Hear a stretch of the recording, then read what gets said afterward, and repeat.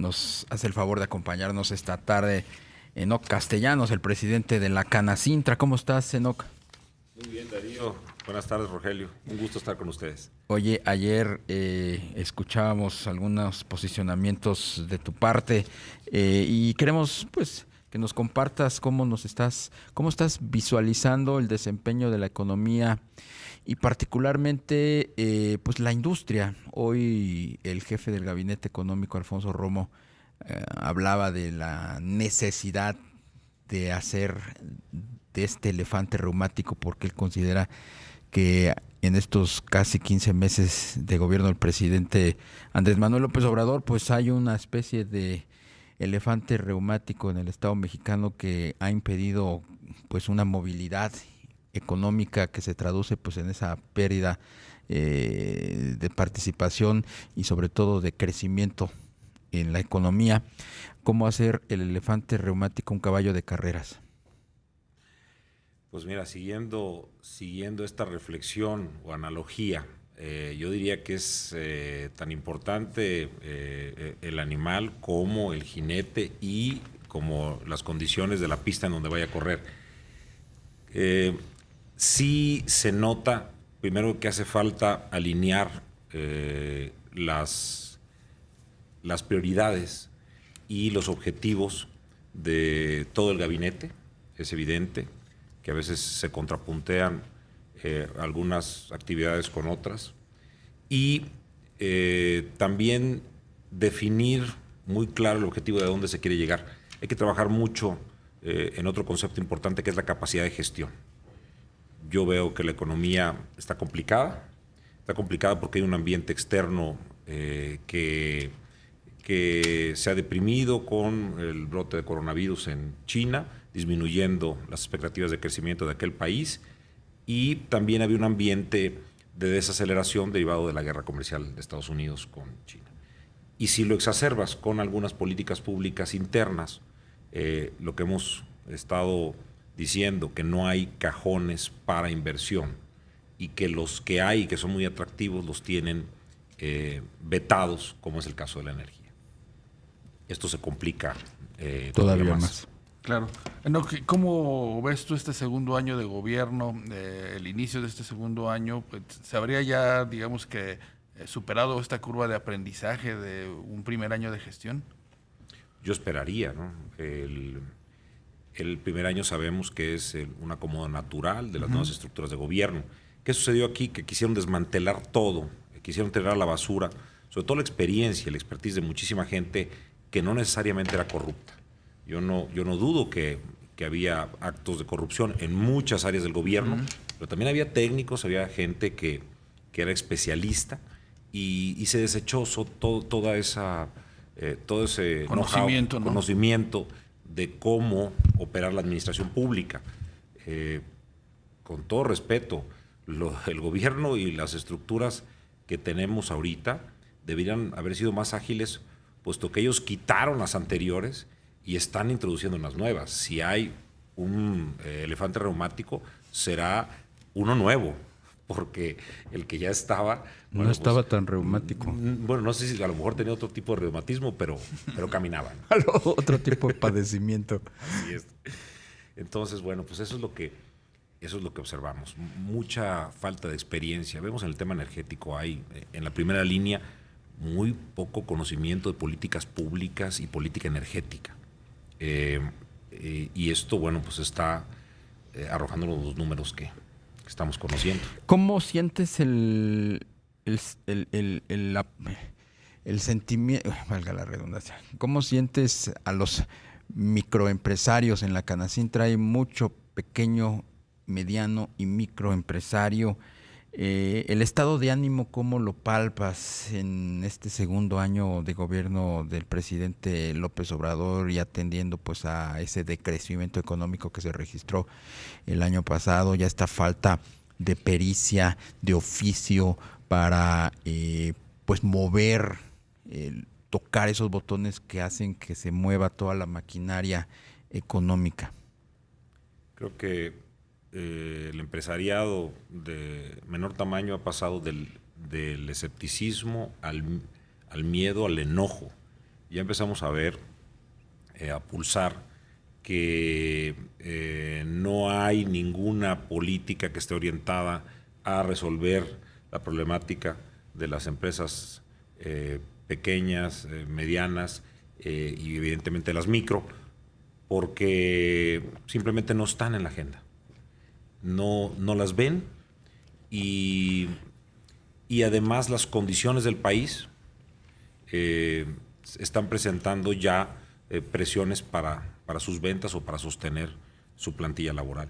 Eso es lo que estamos viendo y bueno, pues muy triste porque las expectativas de México no eran esas.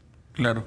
¿Qué es lo que está, digamos, que impactando más esta carencia de inversión? Que no haya la demanda, que no haya el consumo, que no haya el crédito también para poder, digamos, que agilizar nuevos negocios. ¿Cuáles serían, digamos, que los aspectos que hace falta animar para que pues el sector industrial pueda invertir un poco más? En este escenario que ya se presentó el año pasado, que decrecimos en 0.1%, y donde la industria de manufactura también decreció 1.8%. Bueno, la industria en general, perdón. Tenemos que no está habiendo suficiente demanda. Hay datos de algunas empresas grandes del sector comercio que ya están, de cadenas importantes, que están reduciendo personal. Hay inversiones, evidentemente, que se han parado por la falta de confianza. Y bueno, pues el cambio de reglas, que es lo que hemos estado nosotros advirtiendo. Si tú le pones al empresario las reglas claras, él sabrá qué jugar en un horizonte de mediano plazo. Pero si se las estás cambiando regularmente, pues no sabe a qué atenerse y es difícil que arriesgues, aunque sea un peso, si no sabes si lo vas a retornar. Por supuesto. Eso es más o menos el panorama. Creo que ya está muy platicado en diversos foros. Ahora lo que estamos esperando es la respuesta, porque parece que las cosas se empiezan a agudizar. Vemos la pérdida de Pemex de 346 mil millones de pesos, que casi duplica, es un 92% más que la del año pasado. Pero no es por las condiciones como las dejaron, sino en el plan de negocios se estaba estimando explotar 28 campos y únicamente explotaron 3. O sea, no puedes explotar el 10% de lo que pensaste que ibas a hacer. Eso acusa una falta de capacidad de gestión y nos hemos puesto en un falso dilema de si sustituir a corruptos por gente que no tiene los conocimientos, para no llamar ineptos. Pero pues, ¿qué dilema tan difícil? Yo diría, no hay que meternos en ese dilema. Hay que buscar gente que sepa, porque la hay en el país, incluso trabajan en otros países, y que sea honesta. Se puede. Decías hace un instante, Enoch, que cuando empezó el gobierno había una expectativa diferente. A la vuelta de este primer año las condiciones cambiaron y dirías que hay un desencanto también en el sector empresarial, porque hemos escuchado en los últimos días que la luna de miel ya se le acabó al presidente López Obrador, pero la luna de miel quizás hasta con su base electoral, quienes habían votado por él. En la Canacintra hay mucho microempresario que yo creo que veía en él la esperanza para cambiar las cosas para bien. Totalmente de acuerdo. Yo sí creo que un sector amplio de los empresarios micro y pequeños pensaron que iban a tener a un gobierno de corte nacionalista que los iba a apoyar con créditos, con capacitación, con mayores contenidos nacionales, con compras de gobierno. Pues con trabajo, ¿no? Con un trabajo, exactamente. Cuando vemos que, de acuerdo a Mexicanos contra la Corrupción, a datos de enero, y tomando de referencia Compranet, el 78% de las compras de gobierno son adjudicaciones directas, esto pues te da cuenta que no hay o no hubo en la práctica un efecto para cambiar las cosas, porque en sus propios postulados decían que eso era fuente de corrupción y ahora resulta que no lo es.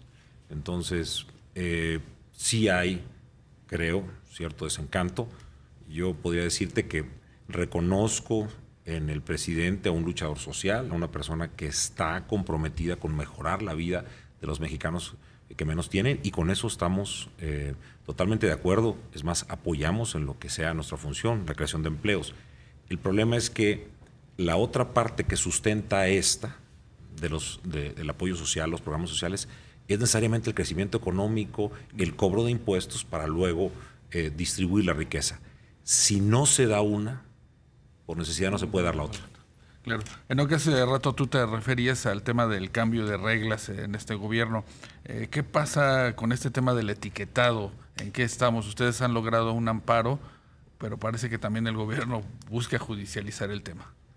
Bueno, nosotros directamente no. Hubo miembros de Confederación, Canacintra, sí. la Confederación Nacional de Industriales, a la que pertenece Canacintra, se amparó y logró una suspensión provisional.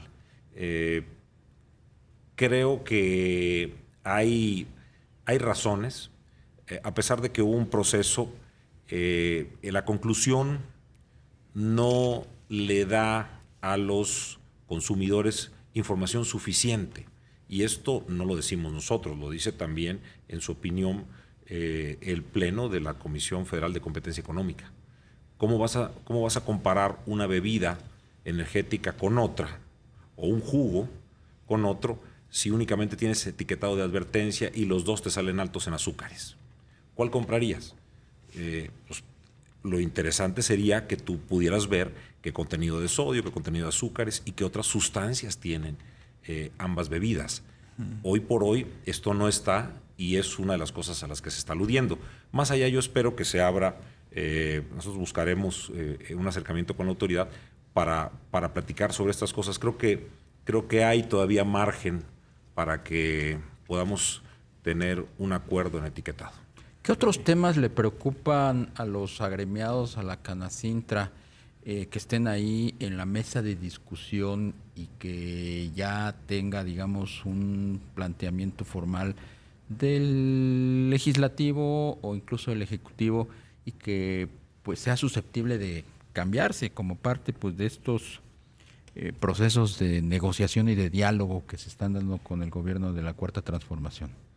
Hay un tema muy interesante que es el tema de los plásticos, porque impacta varios sectores representados en Canacintra.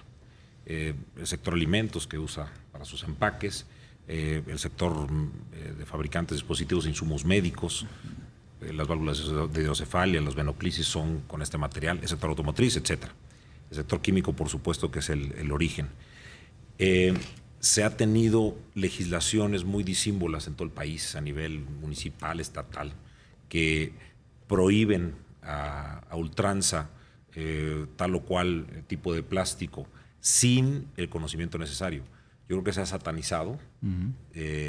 Evidentemente sí hay un problema de contaminación por plástico en el mar, pero cuando ya haces el desagregado, te das cuenta que la mayoría de ese plástico es de las fibras textiles, de la ropa, que cuando la lavas termina ahí. Lo que buscamos es hacer un acuerdo nacional en el seno del Senado para que las legislaciones no satanicen, porque también sería otro golpe al empleo. Nos tenemos que ir a un corte. Enoc Castellanos, presidente de la Canacintra, un gusto que nos hayas acompañado. Muchísimas gracias por la invitación, Darío. Muchas gracias, Rogelio.